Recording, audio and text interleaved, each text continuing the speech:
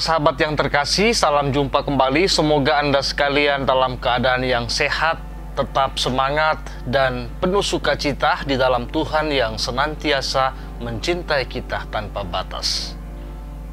Kali ini kita akan membahas satu topik yang menurut saya menarik karena sedang terjadi saat ini, di mana kita semua masih dalam keadaan yang sulit, ya, oleh karena pandemi global virus corona yang sedang melanda dunia kita saat ini. Berawal dari sebuah pengalaman beberapa waktu yang lalu ketika saya dihubungi oleh sebuah keluarga yang agak jauh dari sini, di sebuah tempat lah pokoknya. Mereka meminta saya untuk memberkati rumah baru mereka supaya mereka bisa masuk dan tinggal di dalamnya.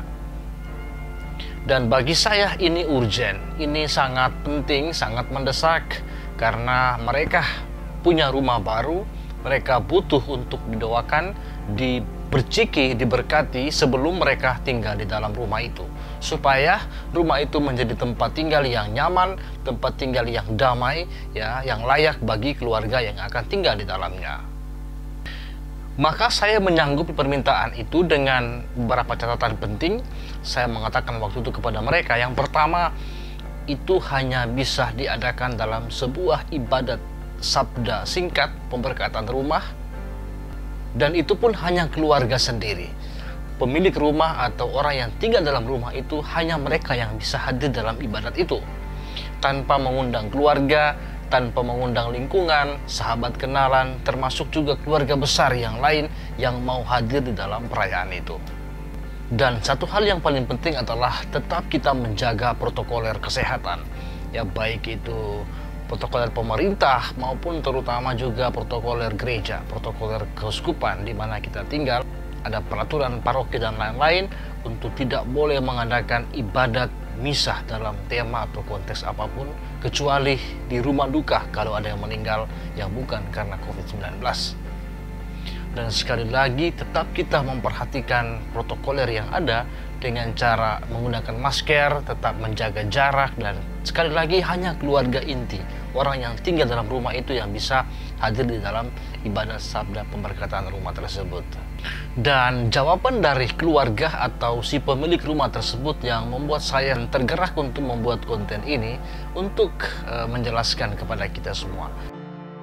Keluarga tersebut mengatakan, "Romo, kalau memang hanya ibadat sabda, tidak usah saja, mendingan kita tunda, karena keluarga maunya misah, keluarga maunya ada acara sedikit dengan mungkin hanya beberapa orang yang hadir dari keluarga besar maupun teman-teman atau sahabat dari pemilik rumah yang bersangkutan."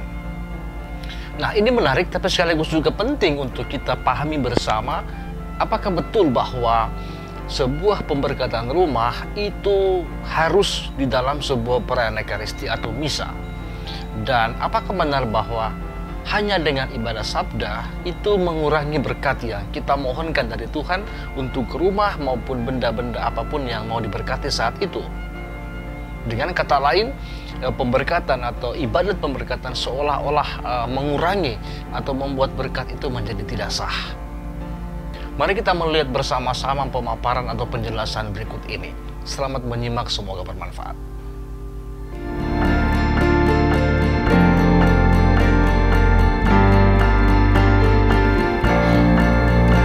Para sahabat yang terkasih, perlu diingat bahwa pemberkatan rumah atau benda-benda yang lain, misalnya mobil atau motor atau apapun yang kita pakai, peralatan pertanian misalnya, dan juga tempat-tempat usaha atau kantor dan lain-lain, itu semua termasuk dalam kategori yang disebut sakramentalia. Artinya doa permohonan gereja, berkat yang kita mohonkan agar Allah memberkati dan menguduskan orang atau benda atau alat-alat yang kita pakai dan lain-lain.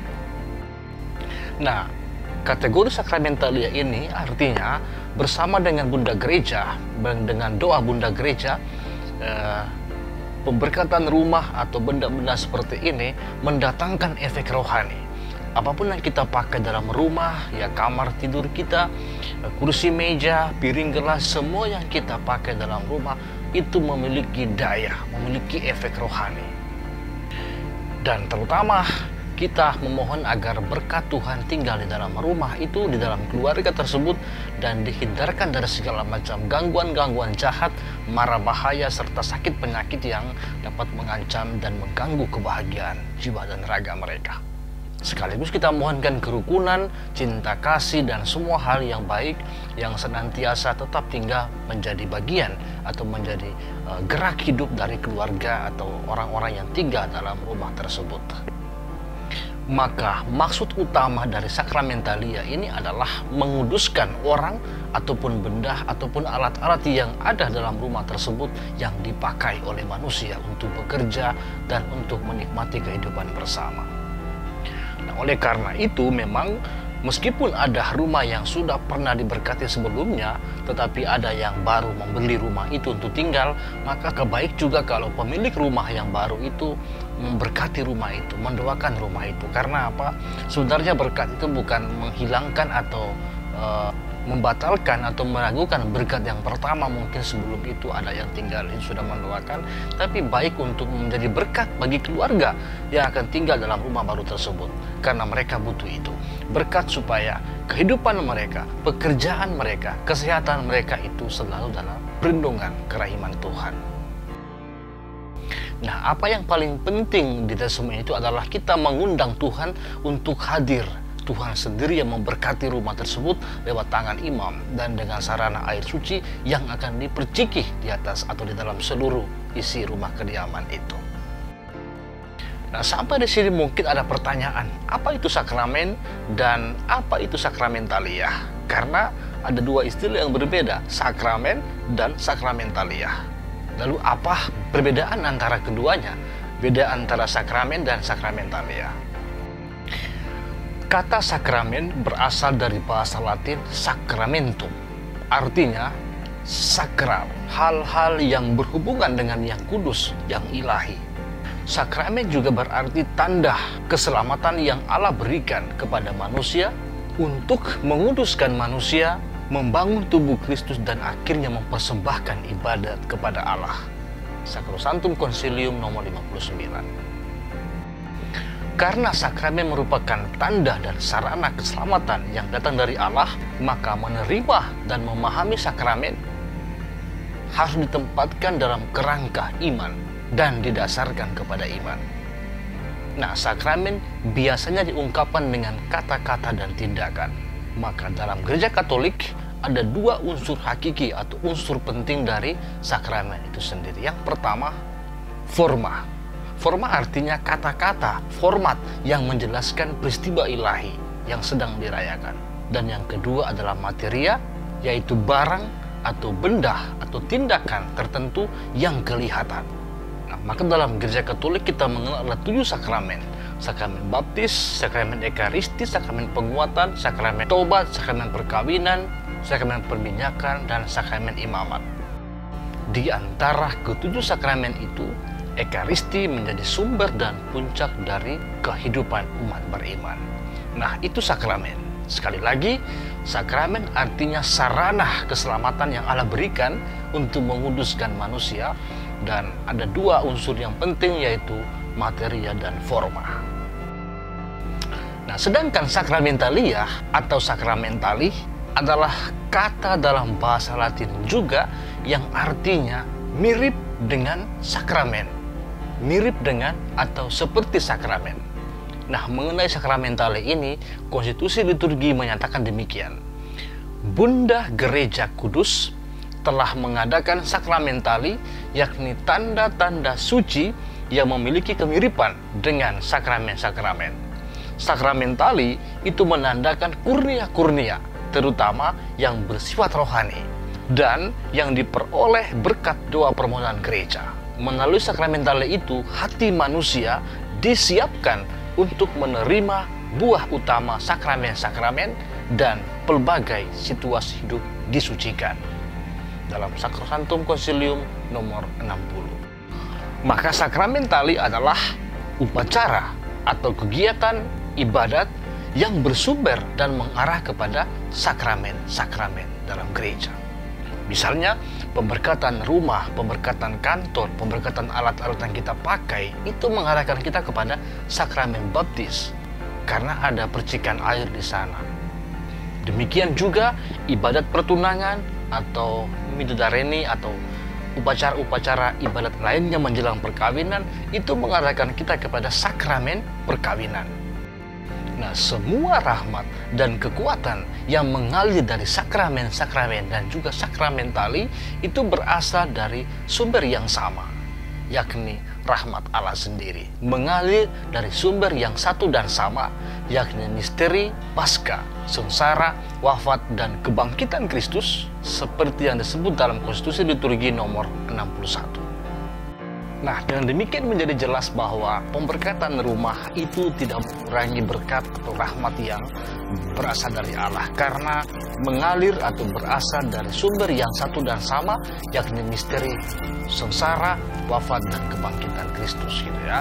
Nah, karena termasuk dalam sakramentalia, maka tidak harus dalam perayaan Ekaristi. Kadang-kadang mungkin kita merasa ada satu gengsi atau satu kebiasaan yang entah kapan mulainya, bahwa seolah-olah harus ada misa, harus ada Ekaristi baru pemberkatan rumah itu menjadi sah, menjadi agung. Nah, sebenarnya cukup dengan ibadat pemberkatan rumah, karena dengan itu kita diarahkan kepada sakramen yang utama, yaitu sakramen baptis. Nah, oleh karena itu memang apalagi dalam situasi yang sulit seperti ini, kalaupun terpaksa harus dilakukan pemberkatan rumah, maka tidak perlu berkecil hati kalau itu hanya terjadi dengan melalui upacara ibadat pemberkatan. Nah, maka tegas tadi saya mengatakan bahwa tidak perlu harus misa. Kalau memang mau misa, oke, kita tunggu sampai setelah pandemi, setelah virus corona yang akan berakhir entah kapan itu, sampai itu selesai baru boleh diadakan perayaan Ekaristi bagi keluarga yang mau mengadakan misa. Tentu tidak salah juga kalau ada perayaan Ekaristi, mungkin akan menjadi rasa lebih meriah, lebih agung, lebih bergembira di situ. Tapi jangan sampai kita hanya berpikir bahwa kalau hanya ibadat pemberkatan maka berkat itu menjadi tidak sah, atau hanya sedikit berkatnya, tidak seperti dalam semua perayaan Ekaristi. Nah, bicara tentang pemberkatan rumah, dalam tata ibadat Katolik di sana yang paling menjadi inti dari semua itu adalah liturgi sabda. Kita merenungkan firman Tuhan yang menjadi inspirasi, yang meneguhkan sekaligus menguatkan keluarga yang tinggal rumah tersebut. Dan yang paling penting di sini adalah setiap rumah yang diberkati, setiap tempat tinggal yang diberkati itu menjadi rumah, menjadi tempat yang kudus. Kudus artinya di dalam rumah kita, di dalam tempat tinggal kita, orang bisa melihat, orang bisa menemukan ada kerajaan Allah di sana. Ada kebahagiaan, ada sukacita, ada saling memaafkan, ada kejujuran, dan lain sebagainya. Dan orang bisa melihat, oh, ini keluarga Kristen, ini keluarga Katolik. Kita punya kesaksian hidup yang berbeda, kita punya pergaulan yang berbeda dengan orang-orang yang lain. Kita hadir sebagai pewarta sabda Allah, pewarta sukacita Injil kerajaan Allah kepada banyak orang, terutama para tetangga kita, orang-orang yang ada di sekitar rumah tempat tinggal kita. Dan sekali lagi, berkat itu mendatangkan efek rohani. Benda-benda, barang-barang yang kita pakai di dalam rumah tidak hanya bagus, kita lihat bagus di toko dan kita beli taruh di rumah, tapi semua itu menjadi sarana kita memuliakan Allah. Menjadi sarana bagi kita untuk senantiasa mengingat kebaikan Tuhan, senantiasa bersyukur dan memuji Tuhan di dalam kehidupan kita setiap hari. Demikian penjelasan singkat tentang pemberkatan rumah di tengah situasi sulit pandemi saat ini, dan juga untuk membedakan antara pemahaman tentang sakramen dan sakramentalia.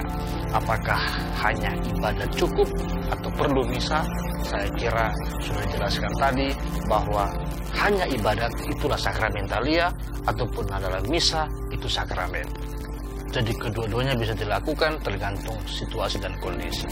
Pemberkatan rumah, pemberkatan peralatan-peralatan yang kita pakai, itu semua adalah sakramentali yang tidak ada masalah kalau hanya dibuat dalam sebuah ibadat pemberkatan. Para sahabat yang terkasih, demikianlah pemaparan atau ulasan singkat tentang pemberkatan rumah. Semoga bermanfaat dan Tuhan memberkati.